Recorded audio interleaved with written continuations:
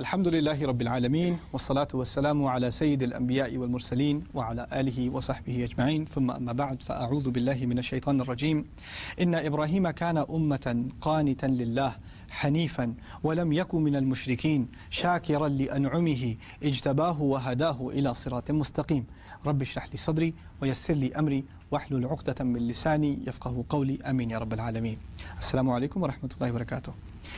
تو آج کے سیشن میں دوبارہ دو طرح کی پلورلز کا، دو طرح کی جمع کا کمپیریسن، اور اس کے بعد انشاءاللہ ایک مزید مثال اگر وقت ملا تو اس پہ بھی بحث ہوگی۔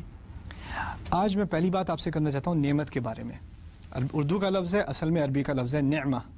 نعمہ عین کو میں ذرا زور سے اس لیے پڑھتا ہوں کیونکہ میں عربی پڑھتا رہا ہوں اور پڑھاتا رہا ہوں، تو مجھے اردو کے تلفظ سے ذرا الرجک ریاکشن ہوتا ہے، تو میں نعمہ ہی کہتا ہوں۔ ہمارے ہاں مجھے پتہ ہے نعمت کہتے ہیں، جب بھی میں نعمت سنتا ہوں تو مجھے ذرا کان میں کھجلی ہوتی ہے، مجھے نعمہ کہنا پڑتا ہے۔ لیکن خیر، نعمت کا لفظ عربی میں اس کی دو مختلف جمع ہیں۔ اس کی ایک جمع ہے انعم، انعم اردو میں استعمال نہیں ہے، عربی میں ہے انعم۔ دوسری نعمت کی جمع ہے نعم، نعم، نعم۔ اوکے، اب ان میں سے ایک ضعیف ہے، ان میں سے ایک قوی ہے۔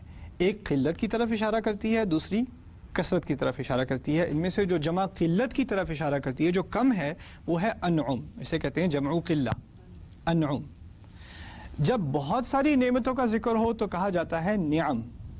نعم ہے جمع کثرہ، یعنی وہ ایسی کثرت، یعنی میں اس طرح کروں، اگر اردو میں مجھے ترجمہ کرنا بھی پڑے، شکر ہے میری ذمہ داری نہیں ہے اردو ترجمہ کرنے کی، میری اردو کا اردو میں ترجمہ کرنا پڑتا ہے، لیکن خیر، اگر نعم کا لفظ قرآن میں ہو یا پرانی عربی میں ہو تو اس کا زیادہ بہتر ترجمہ ہوگا بہت ساری نعمتیں، یعنی بہت ساری کا اضافہ اس میں تھوڑا سا کرنا پڑے گا کیونکہ وہ ہے جمع کثرہ، یہ کثرت کی جمع ہے، تو کچھ کثرت کی طرف اشارہ ترجمے میں کرنا پڑے گا۔ اگر آپ صرف یہ کہہ دیں کہ نعمتیں، تو آپ کو اس بات کا اندازہ نہیں ہوگا کہ اس لفظ میں کثرت بھی ہے۔ اسی طرح اگر انعم کا لفظ آئے تو مناسب ہے کہ ترجمے میں تھوڑا سا اضافہ کیا جائے اور کیا کہا جائے؟ کچھ نعمتیں، کچھ نعمتیں، کیونکہ اس میں اشارہ ہے کس کی طرف؟ قلت کی طرف، کم عددی کی طرف اشارہ ہے، اس لیے وہاں پر کچھ نعمتوں کا ترجمہ بہتر ہوگا۔ ان ابراہیم کان امتا قانتا للہ، ابراہیم علیہ السلام ایک امت تھے، خود سے ایک امت تھے، ایک انسان خود ایک امت تھا، قانتا للہ، جو اللہ تعالیٰ کی فرما برداری کے لیے ہمیشہ تیار تھے۔ قانت اسے کہتے ہیں جو حکم دینے سے پہلے بھی حکم ماننے کو تیار ہو، جو سٹینڈ بائی میں ہو، اسے قانت کہا جاتا ہے۔ اچھا، وَلَمْ يَكُ مِنَ الْمُشْرِكِينَ، اور وہ شرک کرنے والوں میں سے نہیں تھے۔ شَاكِرًا لِأَنْعُمِهِ، شاکرن لِأَنْعُمِهِ، وہ اللہ تعالیٰ کی کچھ نعمتوں کا شکر کرنے والے تھے۔ عجیب سا ترجمہ، کچھ نعمتوں کا۔ ابراہیم علیہ السلام کی بات ہو رہی ہے، یہ کیسے کہہ دیا کہ وہ اللہ تعالیٰ کی کچھ نعمتوں کا شکر کرنے والے تھے؟ بات تو یہ کہنی چاہیے تھی کہ وہ اللہ تعالیٰ کی بہت ساری نعمتوں کا شکر کرنے والے تھے۔ وہ تو دنیا کے سب سے شاکر انسانوں میں سے گزرے ہیں، ان سے شاکر کون ہوگا؟ یعنی جب شکر کی مثال دی جاتی ہے قرآن میں تو ابراہیم علیہ السلام کی مثال دی جاتی ہے، اور پھر ان کے بارے میں یہ کیسے کہہ دیا کہ انہوں نے اللہ تعالیٰ کی کچھ نعمتوں کا شکر ادا کیا؟ یہ سمجھنے کی ضرورت ہے۔ ایک اور آیت ہے، آگے اس کا ترجمہ تھوڑی بعد میں کروں گا۔ وَأَسْبَغَ عَلَيْكُمْ نِعَمَهُ ظَاهِرَةً وَبَاطِنَةً، اس میں نعم کا لفظ یعنی بہت ساری نعمتوں کا ذکر۔ اچھا، پہلے ایک سٹیپ کر کے بات سمجھنے کی کوشش کریں۔ اللہ تعالیٰ فرماتے ہیں قرآن میں وَإِن تَعُدُّوا نِعْمَةَ اللَّهِ لَا تُحْصُوهَا، اگر تم اللہ تعالیٰ کی نعمت کی گنتی کرو، اللہ تعالیٰ کی نعمت کی گنتی کرو تو تم اس کا پورا حساب نہیں لگا سکتے۔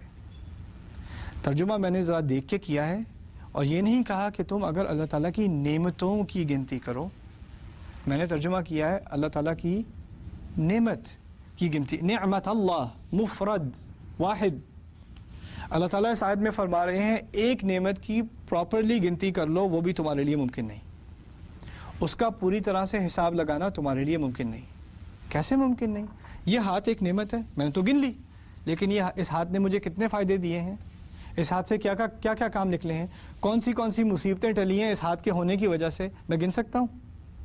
آج کے دن میں کتنی دفعہ اس ہاتھ نے مجھے بچایا ہے، میں گن سکتا ہوں۔ اس ہاتھ نے کتنی دفعہ مجھے فائدہ دیا ہے، میں گن سکتا ہوں۔ اس ناک نے، اس دل نے، اس ہڈی نے، اس ناخن نے کتنی دفعہ مجھے تکلیف سے بچایا، مرض سے بچایا، میں گن سکتا ہوں۔ ایک نعمت کو پوری طرح سے سمجھنا، پوری طرح سے اس کی گنتی کرنا، اس کا شمار کرنا، وہ بھی انسان کے بس کی بات نہیں ہے. ٹھیک ہے، یہ قرآن کا فلسفہ ہے کہ آپ پوری زندگی بھی شکر میں گزار دیں تو وہ ایک نعمت کے شکر کی برابر نہیں بنتی.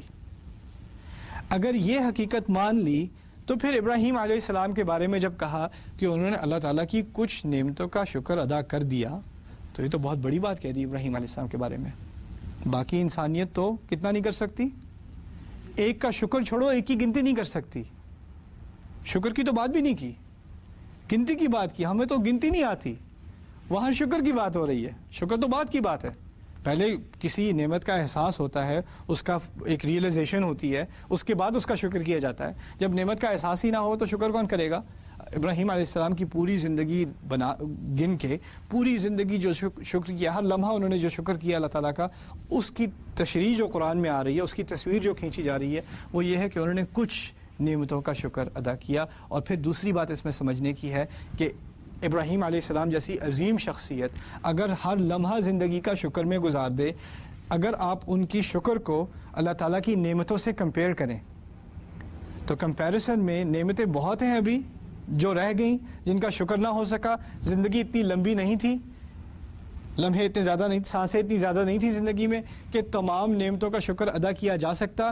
تو اگر کمپیریسن کریں تو اگر لاکھوں نعمتوں کا بھی شکر ادا کیا تو کمپیریسن میں تو تھوڑی ہی ہوئی نا، اس لیے تھوڑے کا لفظ استعمال کیا ہے.